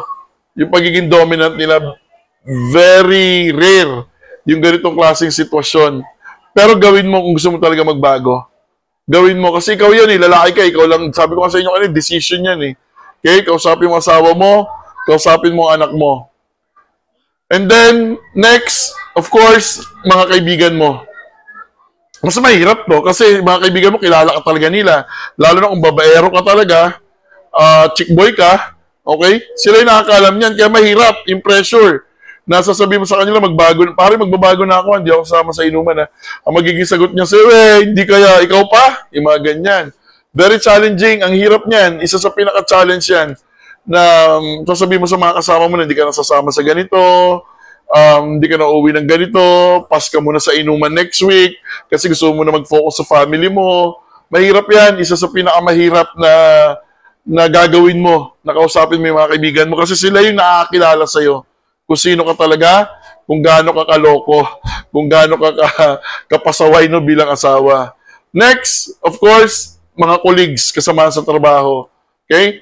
Kinakailangan mo rin ipaalam sa kanila kung ano na yung pananaw mo ngayon pagdating sa babae. pagdating sa lalaki, kung paano mo ngayon nire-respeto ang mga babae, na hindi mo sila tinitignan na sex object. Kung ano ngayon yung pananaw mo sa pagiging sexy.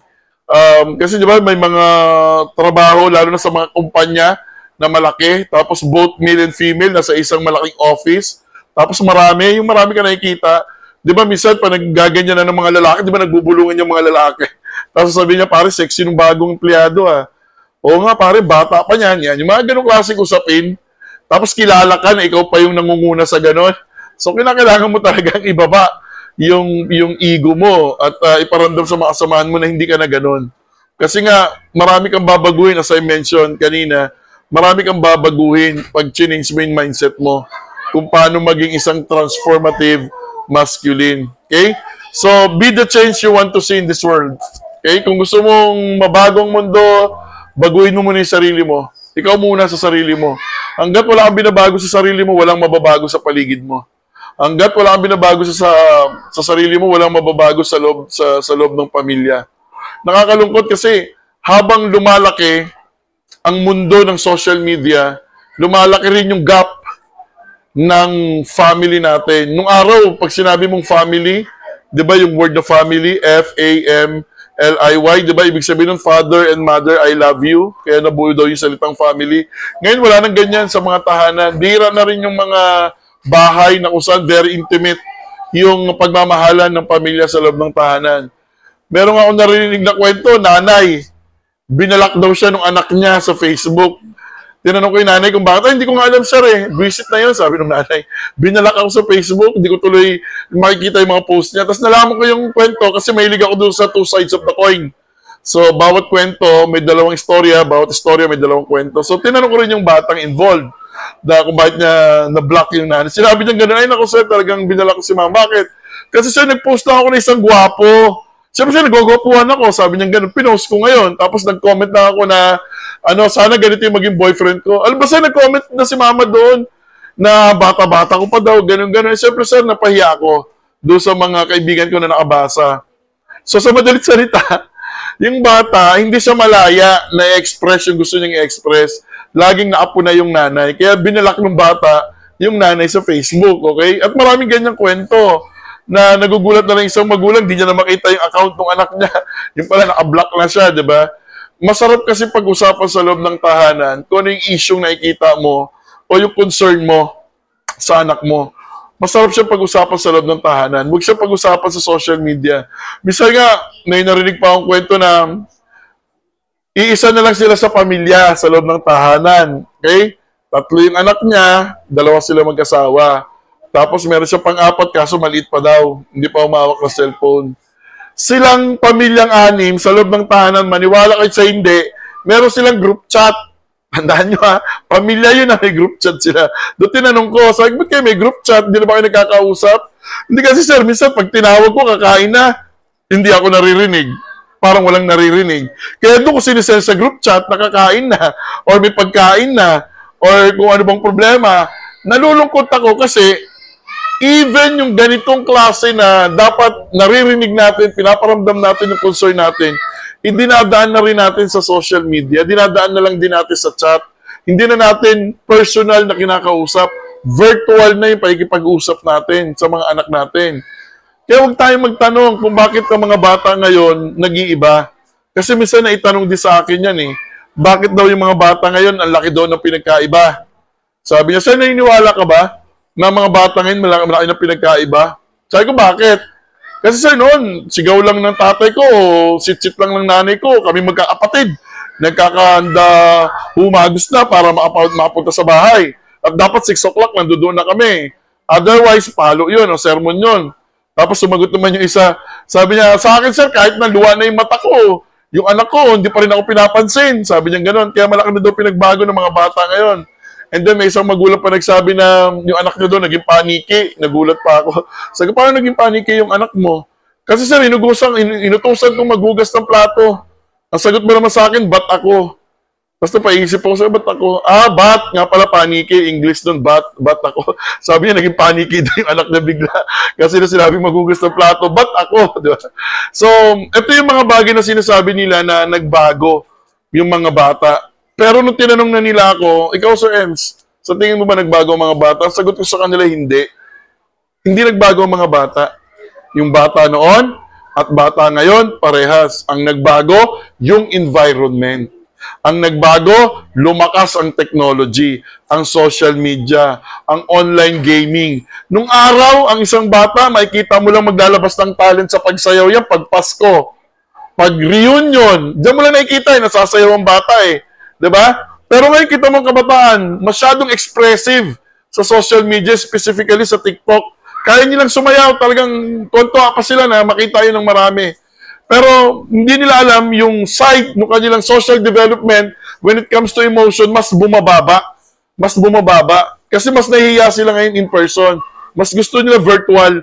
Mas gusto nilang magbi-video sila sa sarili, tsaka ipopost nila yon.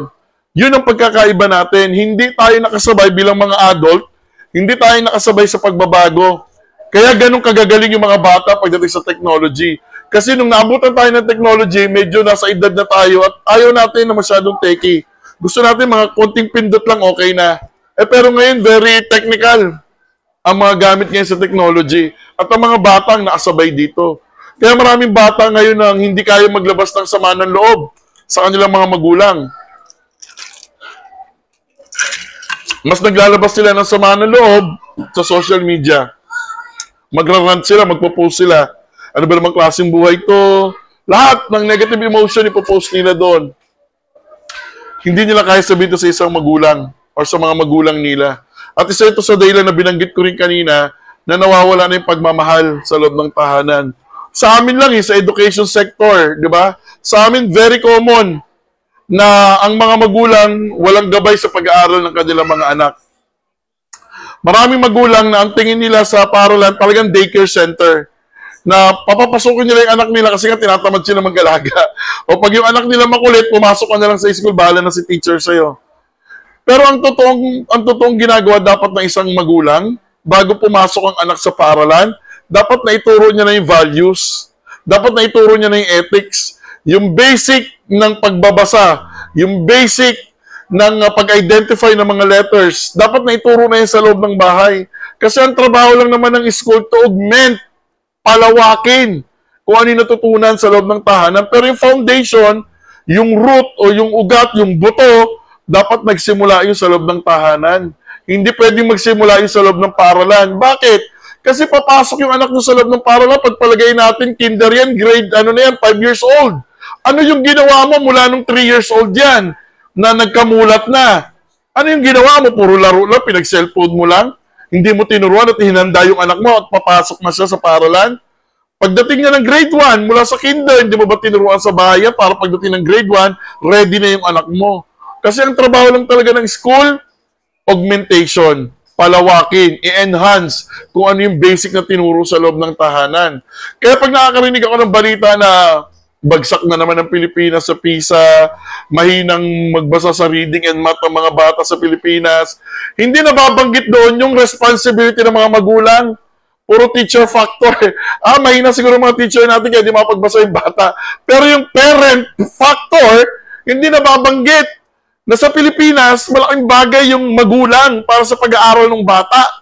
Hindi dapat teacher factor automatic yon. Dapat magulang factor muna bago teacher factor, di ba? Isa ito sa mga nakikita nating dahilan na pagdating sa pamilya, pag pinag-uusapan natin ang pamilya, ito yung mga hindi na nagiging maganda sa resulta ng bansa natin. Kaya kung gusto natin mabago lahat ito, simulan natin sa pamilya natin. At bilang tatay, pangunahan natin sa suporta ng ating asawa. Okay? With the support ng asawa natin, pangunahan natin yung pagbabago sa loob ng pamilya. Kung ano yung kultura na gustong ituro natin, na pag lumabas yung anak natin sa society, pag lumabas yung anak mo sa tahanan at makikihalubilo siya sa lipunan, dapat siya ay productive, dapat di siya takot, dapat kaya niyang lumaban. Dapat hindi siya nagiging biktima ng gender-based violence. Hindi siya dapat nagiging biktima ng tinatawag natin na gender identity. Dapat malaya yung anak natin na nakakapag-express sa sarili niya at nasasabi niya kung anong gusto niya, kung ano yung nasa puso't isipan niya. Dapat lahat yan nagsisimula yan sa loob ng tahanan. Kaya kung gusto mong mabago, may mabago sa mundo na ginagalawan natin, simula mo sa sarili mo. Yan din yung binabanggit ko madalas sa mga, alam mo yung pag mahirap ka, di ba sabi nila malalaman mong mahirap ka pag hindi ka kumakain ng 3 beses isang araw at Pag yung kinakain mo hindi sapat, halimbawa, kakain ka lang ng kalahating takal ng kanin kasi yung kalahati kakainin pa ng anak mo, yung kalahati nung kakainin pa ng isang anak mo. At yung kalahating kanin mo, paghahatian nyo pang mag-asawa. Doon mo daw malalaman na mahirap ka. Now, kung alam mo nang mahirap ka, hindi ka nakapag-aral, pilitin mo naman mag-aral yung anak mo. Kasi, kung yung anak mo hindi rin mag-aaral, magiging mahirap din yan when the time comes, then yung cycle of poverty, tuloy-tuloy din. Diba? Kasi alam mo na nga mahirap ka eh. Ba't hindi mo tulungan yung mga anak mo na umangat, na gumanda ang buhay? Para yung poverty sa level ng anak mo maputol. Okay? Hindi yung mahirap ka na nga, pati yung anak mo gusto mo lang din maging mahirap, saan tayo pupunta? Diba? Isa yan sa mga problema natin pag pinag-uusapan natin ng family, na may kinalaman palagi yan sa pagiging tatay natin, sa pagiging mag-asawa natin. Kung maghihiwalay ba tayo o hindi. Patuloy ba tayo magsasama. Sinasaktan ka palagi ng tatay. Sinasaktan ka palagi ng asawa mo. Lahat yan may kinalaman kung paano uhubog ang paglaki ng bata. Okay? And then, challenge patriarchal masculinity and promote transformative masculinities. Challenge natin. Challenge natin. Okay? Pag sinabi natin challenge, subukan natin na talagang pwede magbago. So kung kayo mga nakikinig dito ngayon, kung halos lahat puro mga babae kayo, tignan niyo yung asawa niyo, baka yung asawa niyo, biktima na rin kayo ng violence. Nga lang, hindi nyo lang kaya magreklamo din. Isa rin kayo sa mga takwat at walang boses na manindigan. Challenge nyo, kausapin niyo yung asawa mo. Ayaw mo magbago? Sabi mo sa kanya, lagi ka nalang galit, lagi nalang mainit sa ulo mo. Ayaw ba magbago? Diba? Challenge natin, kasi otherwise, pati mga anak natin lalaki na kung paano natin nakikita yung society natin ngayon. We need to recognize the importance of women in effort to end violence against women and secure full gender equality. So, sa loob ng tahanan, dapat laging may boses ang babae. Hindi lang dapat lalaki ang may boses. Recognize natin yung power ng babae. Maraming lalaki ang hindi nire-recognize yung kahalagahan ng kanilang asawa o kinakasama for that matter. Halimbawa, ang babae, automatic alam niya kung maglalaban na siya. Automatic yan kung maglilinis na siya. Kung ano yung mga gagawin niya na gawain pambahay, automatic yun sa kanya bilang mabuting asawa. Sa lalaki, hindi automatic yun. Kinakailangan iplano ng lalaki kung kailan niya gusto maglinis. Kung tutulungan niya ba maglabay asawa niya o hindi. O gusto niya ba tumulong maghugas ng plato, kinakailangan planuhin niya pa yun. Hindi yun automatic. That is the difference between lalaki and babae. Kaya dapat i-recognize natin yung halaga ng babae sa loob ng tahanan, sa lipunan, sa trabaho natin, para ma-end natin ang violence against women as well as with the gender equality. Between gender equality, meron pa tayo isang question dyan, tinatawag naman natin na gender equity. Okay? Equal nga ang babae at lalaki. Halimbawa, equal because of gender equality. Di ba? So, parehas silang natanggap sa trabaho. Halimbawa, equal nga di ba? Ang tanong, meron bang equity? Kahit parehas silang natanggap sa trabaho, parehas ba yung tinatanggap nilang sweldo or privilege? Diba? Yun yung equity. Diba? Yung pagkakapantay-pantay. Hindi pwedeng parehas lang. Dapat pantay din. Kung ano yung tinatanggap ng babae, yun din ang tinatanggap ng lalaki. Or kung ano yung tinatanggap ng lalaki, dapat yun ang tinatanggap ng babae. So, let us focus more on sa pagiging tatay. Okay? Your presence matters as a father. Okay? Habang lumalaki yung anak mo, importante na may alam siya na may tatay siya. Alam niya na yung tatay niya nandyan para sa kanya. Kahit maghiwalay na kayo mag-asawa, dapat habang lumalaki yung anak mo, alam dapat ng anak mo na nandyan pa rin ang tatay niya no matter what. Kahit maghiwalay kayo mag-asawa, sana pumupunta pa rin sa school ng anak mo. Inaalam mo pa rin kung ano yung status ng anak mo sa kanyang pag-aaral. Huwag mo sanang hayaan na tuluyang lumalim ang galit sa ng anak mo to the point na pag lumaki yung anak mo, gano'n din ang gagawin niya sa anak niya. Wala din siyang attachment. Kasi hindi mo siya tinuruan ng attachment between tatay and anak. Okay? You're making a difference. Keep being the amazing father that you are. So kung ginagawa mo na yan, tuloy mo lang at sana maka-encourage ka pa ng maraming lalaki o maraming kalalakihan na magiging bahagi ng ganitong klaseng programa ng pagbabago ng isang lalaki kung paano siya magmamahal ng isang pamilya. Ang sarap kaya sa pakiramdam nun, no? Na kinakwento ka ng anak mo o nagtanong yung teacher o ibang tao, sino si papa mo? Ay, si papa ko mabait. Si papa ko lagi nasa bahay. Si papa ko tinutulungan niya si mama. Laging kasama ni mama si papa. Yung mga ganong klaseng simple na kwento ng bata na galing mismo sa bata. Isa ito sa mga bagay na dapat na pinapalaki natin at pinapaunlad natin. Na dapat isa ito sa mga bagay na parang kinakalcate natin or kinukultivate natin sa mga anak din natin as they go older, may natututunan sila sa atin bilang tatay. Okay? So, to wrap up yung aking presentation, women abuse, pag sinabi natin, when you abuse a woman, you stop being a man. Kasi ito yung patriarchal eh. Diba? Papunta ka sa transformative na lalaki. Kaya pag ikaw nanampal at paulit-ulit na nananakit ng asawa mo, you're stop being a man. Kaya hindi ka lalaki. Kasi sa amin sa Move, ang tunay na lalaki, hindi nananakit ng asawa. Kaya para sa amin, pag nananakit ka ng asawa, hindi ka tunay na lalaki. Kasi yung sinasabi mong tunay kang lalaki, patriarchal yun. Para sa amin, wala yun. Walang say yun. Walang bearing yun para sa amin. Pag ikaw yung kausap namin bilang lalaki at nalaman namin nananakit ka. Para sa amin, hindi ka masculine talaga. Yung pagkalalaki mo, hindi yan yung nagsasabi ng pagkalalaki mo na nananakit ka. Kaya lagi namin sinasabi, when you abuse a woman, you stop being a man. Kasi ang lalaki, nagbibigay tayo ng respeto sa babae, as well as makakatanggap din tayo ng respeto sa babae. Kasi alam niya kung paano natin siya nire-respeto at alam niya kung paano natin siya pinapahalagahan. Okay? Stand up against violence. Kayong mga nakikinig, lalo na kung kayo ay kababaihan, please, raise your voice. Please, stand up. Wala kaming magagawa sa advocacy. Taon-taon tayo mag-18-day campaign. Taon-taon tayo magse-celebrate ng Women's Month. Pero kung kayo mismo hindi kumikilos, hindi nagsasalita, hindi nagsusumbong, baliwala lahat itong programa na to. Taon-taon kayong may God program pero paulit-ulit yung problema nyo sa kababaihan. Sinasayang nyo lang yung pera nyo sa God program nyo. Taon-taon kayong nag-God program pero problema pa rin sa loob ng opisina nyo yung gender. Problema pa rin sa loob ng opisina nyo yung gender identity. Problema pa rin sa loob ng opisina nyo yung discrimination. Pero ginagamit nyo yung God budget nyo para sa lahat ng seminar na yan. And yet paulit-ulit, sinasayang nyo lang yung pera nyo. You need to stand up and raise your voice. Hindi hihinto ang violence kung hindi namin kayo kasama. Kaya nga sabi ko dito sa amin, ang tema namin or mantra namin, lahat kikilos at lalaban to end violence. Yun yung pinakamaganda. Lahat dapat tayo. Kaya kami kasama namin ng kabataan. Gusto namin pasukin ng mga schools. Gusto namin turuan yung mga bata sa paaralan na pag nakikita nila na sinasampal, minumura, ng tatay nila yung nanay nila, magsasalita sila, tay, mali yan. Papa, mali yan. Isusumbong kita. Gusto namin turuan yung mga bata na lumaban at gusto namin inculcate sa mind ng mga bata na yung ginagawa ng tatay nila hindi tama. Na pag sila lumaki, hindi nila gagawin ito sa isang babae. Gusto namin ituro sa mga batang babae na pag nakita nila sinasaktan ng magulang nila, na pag lumaki sila, huwag nilang hayaan na sila din ay sasaktan kung sino man yung magiging asawa nila kasi hindi tama yung nakikita nila. Gusto namin turuan yung mga babae na bata pa lang sila, kaya nila magsumbong. Na bata pa lang sila, kaya nila ipaglaban yung karapatan nila. Lahat tayo lalaban at kikilos to stop violence against women. Otherwise, patuloy itong dadami, patuloy itong magiging bahagi ng lipunan at patuloy ang mga paghihirap ng mga kababaihan na nakakaranas ng gender violence.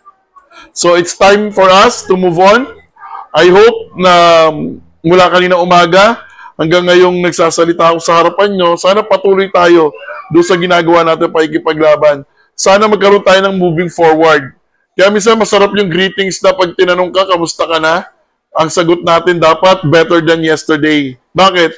Kasi pag sinabi mong okay ka lang, stagnant ka. Kasi pag sinabi mong better than yesterday ka, ibig sabihin nagmo-moving on ka. Kumikilos ka, hindi ka stagnant, may nagbabago sa buhay mo. Hindi yung kung ano yung nangyari kahapon, yung pa rin ang buhay mo ngayon. Stagnant. Walang bago. Kaya mas maganda pag sinabi sa atin, kamusta ka na? Well, better than yesterday. Diba? Kung ano yung nangyari sa'yo kahapon na masasakit, hindi magaganda, hindi mo hayaan na mangyari ulit ngayon. Kung kahapon minura ka ng asawa mo, ngayon hindi ka papayag na mumurahin ka niya. Kung kahapon sinampal ka ng asawa mo, ngayon hindi ka papayag na sampalin ka niya ulit. Kung kahapon pinagmamalupitan ka, ngayon hindi ka papayag na pagmamalupitan ka pa din. You are better dapat than yesterday. Hindi pwedeng pare-parehas ang nangyayari sa iyo araw-araw. Kasi kung ganyan ang nararanasan mo, kailangan mo ng tulong.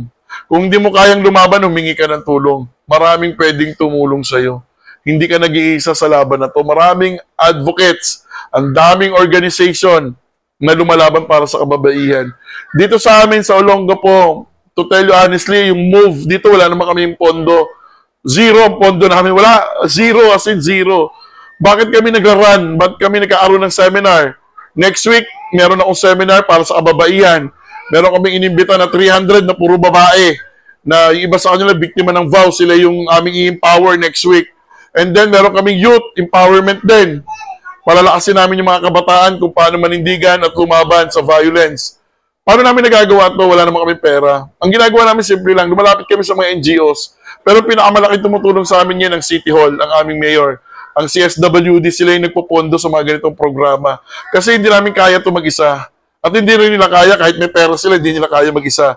Kinakailangan magtulungan. Kasama kayo, di ba? Kaya kayo, ang payo ko lang, no, dyan sa Pag-ibig Fund, sa company, sa department, na meron kayo, please palakasin natin ang gender and development. Palakasin natin yung programa ng gender equality sa ating mga kumpanya. Kung maraming lalaki dyan sa inyo at involved sila sa mga violence, palakasin natin yung programa. Bumuo kayo ng move dyan para mas maganda.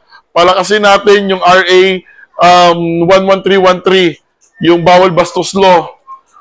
Napakagandang batas nito, sobra. I hope next time na magkakaroon kayo ng God, yan yung maging topic nyo. Napakaganda ng batas na to na dapat maintindihan din sa loob ng company. Pag safe ang babae sa loob ng tahanan, safe ang bata sa loob ng tahanan, safe ang babae sa karsada, safe ang bata sa karsada, safe ang babae pagpasok na sa kanyang trabaho, safe ang bata pagpasok na sa paralan, then meron tayong isang maganda, maayos at sustainable na community. Pero hanggat hindi nangyayari yan, hindi tayo magkakaroon ng sustainable, maayos at kaaya-ayang komunidad. So, vow-free community, start with us. Sa atin lahat yan magsisimula. We need to end vow. Lahat tayo nagkakaisa. Yan ang ating mandate ngayon. Sabi nga doon sa ating logo ngayon, di ba? Oras na. Okay? Dapat na nating ihinto ang violence against women. Lahat tayo magkaisa. Ito yung sinasabi ng tema natin ngayong taon sa 18-day campaign to end vow. Vow, bigyan ng wakas, ngayon na ang oras. Kayo dyan, sa Pag-ibig Fund, malaki may tutulong nyo kasi bawat isa sa inyo may pamilya. Kung lahat ng sinabi ko mula kanina umaga may natutunan kayo, malaking bagay itong mga natutunan nyo kung i-apply nyo sa loob ng tahanan. Malaking bagay ang mga natutunan nyo kung kayo mismo ang mangunguna sa loob ng inyong tahanan para magkaroon tayo ng gender equality, para mabawasan ng gender-based violence, para mabawasan ng mga babaeng nahihirapan at nagiging biktima ng gender. Lahat kayo ay bahagi nito. Lahat tayo ay bahagi nito. So, the strength of a man is not in his dominance, but in his ability to stand for equality and justice. Ito yung gusto ko sabihin sa lahat ng mga lalaki na ikinig. Okay? Yung lakas natin, hindi yan na magsasabi na dominant tayo. Bagkos, yung kakayahan nating manindigan sa equality at justisya, yan ang magsasabi. Malayo pa yan. Hindi matatapos ang laban natin patungkol sa violence. Hindi pa yan matatapos, matagal pa yung laban na yan. Pero hanggat dumadami tayo mga lalaki na natututo, nagbabago ng mindset, nagbibigay ng respeto sa babae, umuunti ang mga babaeng nahihirapan, nasasaktan, at nagiging bahagi ng violence against women. So let's do the impossible together. Sabi ko nga kayo na umaga, yung kinuwento ko sa inyo, sabi ng mga taga-Tacloban, imposible na pupunta ang POB sa Tacloban, suntok sa buwan, di ba? Kinuwento ko sa inyo kayo na umaga. Yun din ang sasabihin ko sa inyo ngayon. Subukan natin gawin yung imposible. Sama-sama tayo. Subukan natin suntukin ng buwan na darating ang araw, wala ng babaeng nahihirapan, nasasaktan, at nagiging bahagi ng violence against women. Muli, maraming salamat po sa Pag-ibig Fund. Thank you very much kay ma'am na kumontak sa akin. Hiningi yung araw kung saan ako available. Maraming salamat po sa inyo at patuloy po sana. Kasi ganda ng pangalan ng department nyo, no? Pag-ibig. Sana magsimula sa inyo. Okay? Ang pagmamahal sa mga asawa, pagmamahal sa mga anak, at pagmamahal sa kapwa. Gawin natin totoo ang Pag-ibig Fund sa mga kapwa natin. Maraming salamat at magandang hapon po sa ating lahat. Apo, ma'am. Thank you.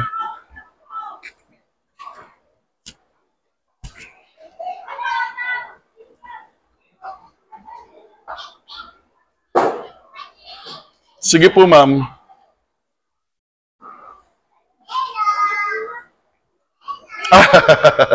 Maganda po.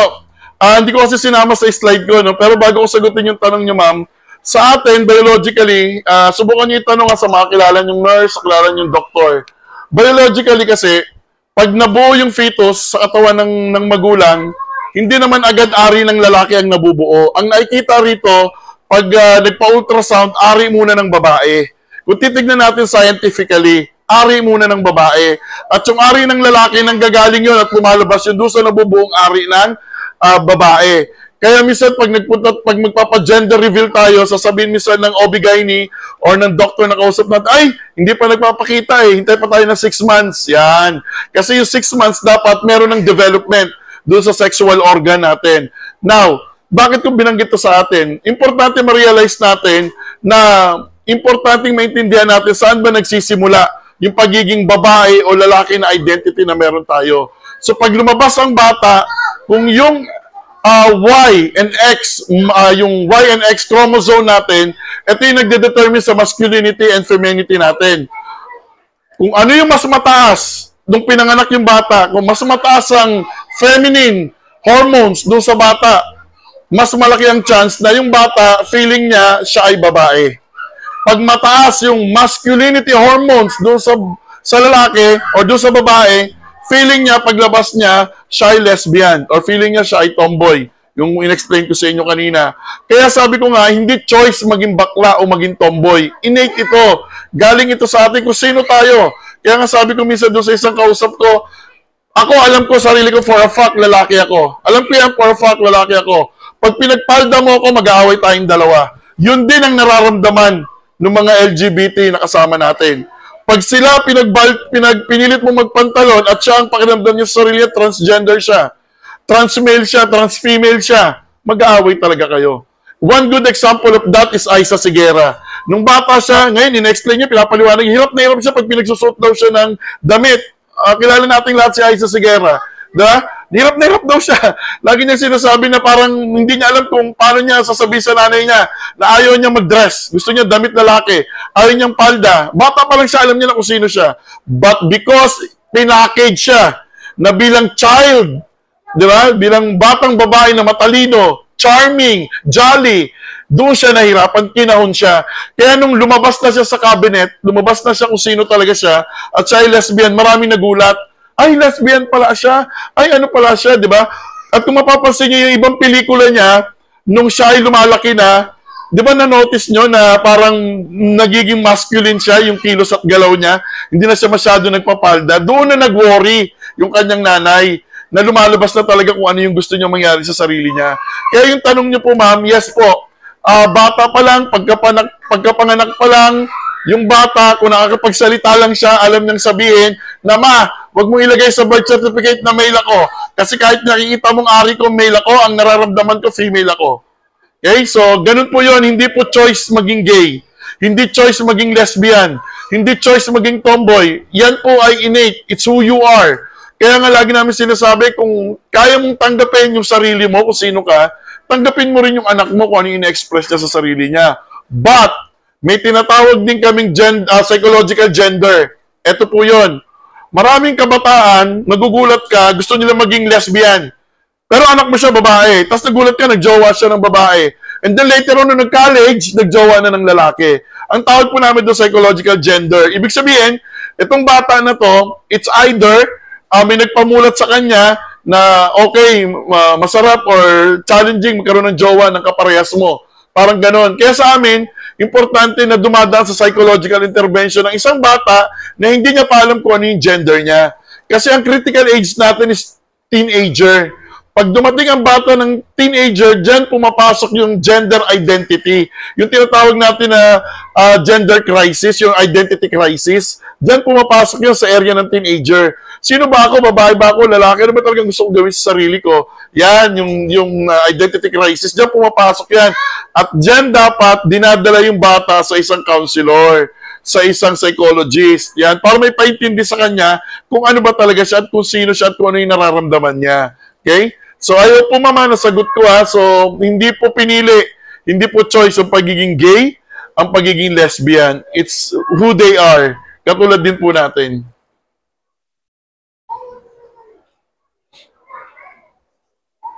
Po. Opo.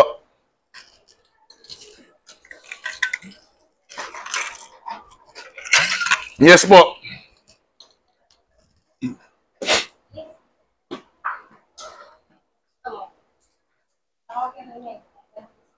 Opo. Alam mo ma'am, nagpapasalamat ako sa iyo sa lahat ata ng naatinan ko na forum na ganito, sa lahat ng naimbitahan ako, kayo lang ang nagbigay ng pagpapahalaga sa lalaki na ginagawa din naman ng trabaho sa loob ng bahay. Sobrang thankful ako sa inyo, ma'am. For the first time, sa tagal kong nagsasalita, sa ilang taon ako na-invite, kayo lang ang nagbigay ng ganyang klaseng pananaw pagdating sa mga lalaki na nagiging house husband sa kanilang bahay, na talagang malaki ang respeto sa kanilang asawa. Merong isang kwentong ganito sa Pilipinas, actually na dyaryo to eh. Nakalimutan ko na lang yung pangalan ng lalaki. Yung lalaki, kilala sa isang malaking business, sa isang malaking corporation sa Makati. Kilala tong lalaki na to. Very achiever. And then dumating yung time na hinayaan naman niya yung asawa niya ang mag-grow, nag-resign siya sa trabaho, at siya yung nag-alaga sa mga anak. In term nga natin na house husband. Siya naman yung tumayo doon at hinayaan niya yung asawa niya rin na mag-grow professionally. Nakakatuwa. So maraming salamat, ma'am. And of course, we should recognize ang lahat ng mga kalalakihan pagdating sa contribution nila sa loob ng tahanan. At sobrang thankful lang ako kasi for the first time, naarinig ako ng ganyang statement mula sa isang babae. Thank you so much, ma'am. At gagamitin ko yung mga salita nyo na yan every time na may invite din ako na may isang babae na nagsabi ng ganitong mga salita patungkol sa isang house husband. Thank you so much, ma'am. Thank you so much.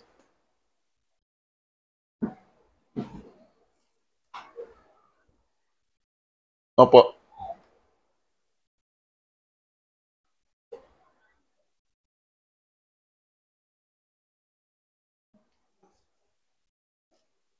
Thank you so much po sa inyo lahat.